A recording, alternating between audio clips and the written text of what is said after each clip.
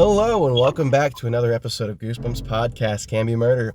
I'm your host, Bumps in the Night, and tonight I'm joined by two of my co-hosts. I have with me the Grinch. Hello. I also have with me Josh, aka In Otaku's Life for Me. What's up, y'all? How you been? Alright, so today we're reviewing book number 24, Phantom of the Auditorium, which everyone knows is a very soft take on Phantom of the Opera. Let's kind of break down the book and then we'll talk about things that worked, things that didn't. I will say this before we get started, and Grinch, you can reference it. This is the only book to get a musical. Right now, yeah. When did that musical come out? The musical came out like 2020. At least the soundtrack did. The soundtrack came out in 2021. Oh. Okay. In this book, we have two main characters. We got Brooke and we got Zeke. Or is it Zek? How do you say it? Zeke? It's Zeke. So Brooke and Zeke, they're best friends. They live in this dinky little town. They're doing a school play. This school play is called The Phantom. The Phantom. Yes, and The Phantom essentially hasn't been done in, 100 years? It's been a long time since the last Phantom play was put on. The play is thought to be cursed. Zeke and Brooke score parts in the play because they're drama nerds. Brooke being Esmeralda and Zeke being the Phantom. It's your standard Goosebumps shenanigans where something starts to happen, the play is cursed. I think the really big catalyst is that they stumble across a trapdoor on the stage that hasn't been used in decades. It turns out like opening that trapdoor, at the time we don't realize it, but freed a spirit, if you will, because when they put the Phantom on originally, the kid playing the Phantom vanished that night. Yeah, he fell through the trapdoor. You know what I realized? What? What's that? Gallows, the horror movie from 2015, is like a rated R Phantom of the Auditorium. Is it? The Phantom in the book wants revenge, right? He wants to finish the play that he never got to finish. Okay. 2, in the Gallows, the guy who's killing everybody wasn't supposed to be the person to play that character. He was supposed to be someone else. The person who was supposed to play the character was sick and didn't show up. So he's wanting revenge because he wasn't supposed to be the one to die that night. Oh, also Bump. Yeah. You forgot about Tina before you got to the trapdoor part. Who the hell's Tina? Tina, the understudy of Brooke who got jealous. You're right. So, like I said, weird stuff's happening around the play, like there's like warnings and like bad things are happening, and don't they think Tina's out there trying to take Brooke out because Tina wants to be Esmeralda? Yeah. They talk about Tina. Brian makes a point. It's a spoiler, but it could be Tina because she's a red herring. Because the Phantom wants Zeke out, not Brooke. Like a little red herring. Again, when the trapdoor opens, more or less, this new kid shows up. You said his name was Emil? No. Emil is the janitor in both versions. Brian is the kid who got released. Okay. So, a new kid shows up. This kid seemingly pops into school the same week they're doing the Phantom play. And he's like, oh, hey, oh, gosh, golly, I wish I could be in the play. And like, yeah, sure. And he becomes the understudy for the Phantom, if I'm not mistaken. They end up going down into the trap hole and discovering, that somebody lives down there, and that somebody was the janitor, Emil.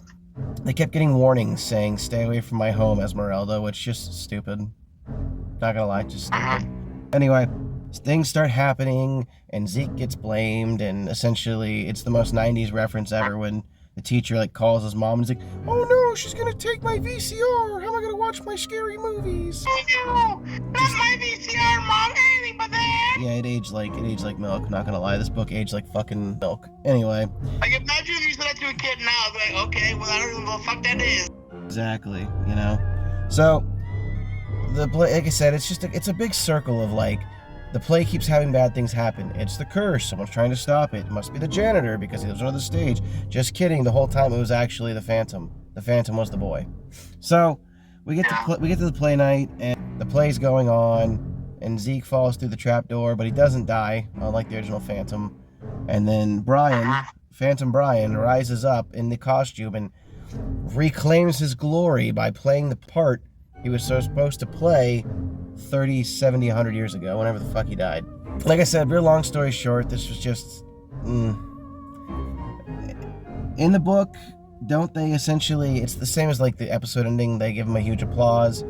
the Phantom falls down the hole, and then Zeke rises, and they're like, wow, Zeke, you're such a great actor. And Zeke's like, what are you talking about? I was asleep, dude. What are you talking about?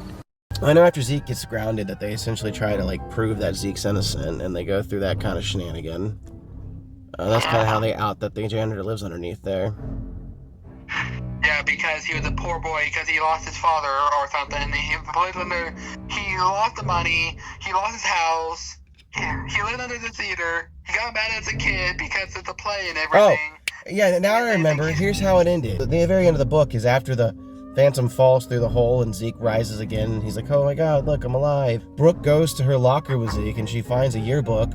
And the yearbook is dated, at the time, 7 years back, 1920. Now it's like 100. It's dated 1920, and it had an article detailing the play, and when they flip it open, they see that Brian's picture's in it, which... dark ending. So, I mean, I will give this, though. Brian was an appropriate ghost. He was haunting the school because he wanted to, he had unfinished business. So, I don't know. Personally, I didn't love it. I'm not going to beat the shit out of this book, but it was very meh. The episode was meh. I didn't even watch the play. I know you guys know about the play, but I didn't even put any effort in the play. I only had the album on my thing. I never actually seen the play. Grinch, did you watch the play? Yeah. I see. So, that makes one of us. Alright, well, let's start here. Grinch, tell me something you liked about this book. I like You Can't Scare Me. The villain actually had a purpose in the story, because, like, most of the story, it's just a filler. I get that. You have to give Brian credit for actually being a sympathetic villain in a way. Okay. Josh, what's one thing you liked about this book? I guess the aspect of theater, because I was a theater kid in high school. Not really, for me, this book is not really that good. And no offense to anyone who likes it, but... Alright, well, for me, I like the concept of the cover art. I do like that there's a dark ending. I like that, it wasn't just some weird little kid who really liked theater. It was the kid who died.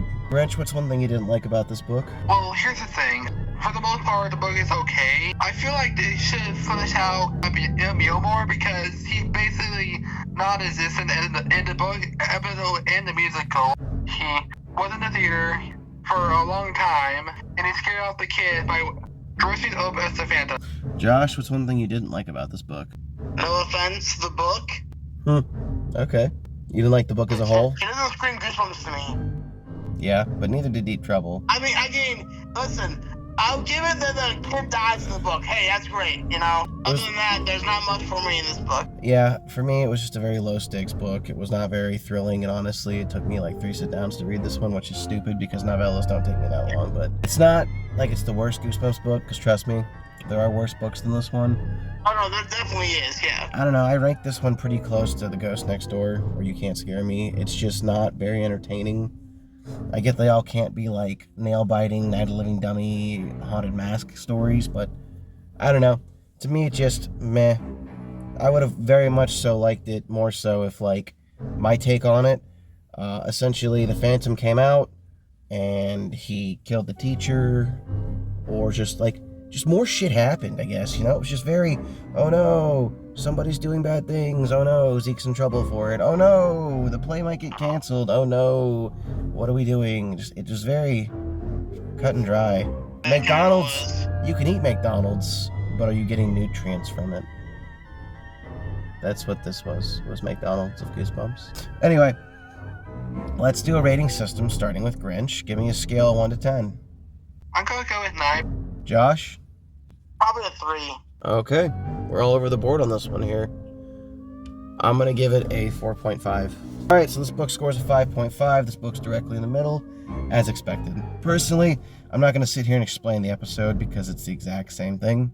Didn't hate it, but honestly, watching it's easier than reading it, in my opinion, because it's shorter. I agree with that. So, Grinch, why don't you tell us something maybe you liked or disliked about it?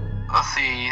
The episode, for the most part, it's very good. I like that they actually got kids to play the kid characters. They actually cared about being on set at the time. You know what I mean? You're saying that you appreciate they picked dorks who are theater kids to play these characters? Yeah. Yes. Uh-huh. Okay, that's fair. Like I said, it's better than Chillology, but it's not great. So, let's rate the TV episode then, I guess. Starting with Josh. I'll give it a 6. Okay. Grinch? Same. 9? Or a 6? 9 or a 6? 6. Okay. You like the book better than the episode, huh? Well, just change it to a 9 so I can get this over with. Oh, okay. 9, okay. 6 for me as well. 21 divided by 3 is going to give us a 7. Alright, so the episode scored a 7 for the T episode. And like I said, it was more entertaining than it was reading the book. But, you know, I get it. It's just, I think maybe as a child, it maybe captured my attention a little more. It's just, why would I want to read this when I could just watch Phantom of the Opera? You know what I'm saying? Why would I want McDonald's when I could have a Five Guys burger? Hell yeah. So, anyway, Grinch, I'll let you tell us a little bit about the play and then rate it. I can't rate something I haven't seen, so I'm not going to get involved with that, but we'll take your rating as the group rating. I had an idea we could, since me and him have talked about our favorite, you know, we just list our favorite songs from it, so. Sure. Grinch, go ahead and list your favorite song from the play. Stay Away, because it's actually one of the only songs that Mio has in the entire show. Okay. Josh? My favorite song is probably The Legend, which is the third song from after the musical starts.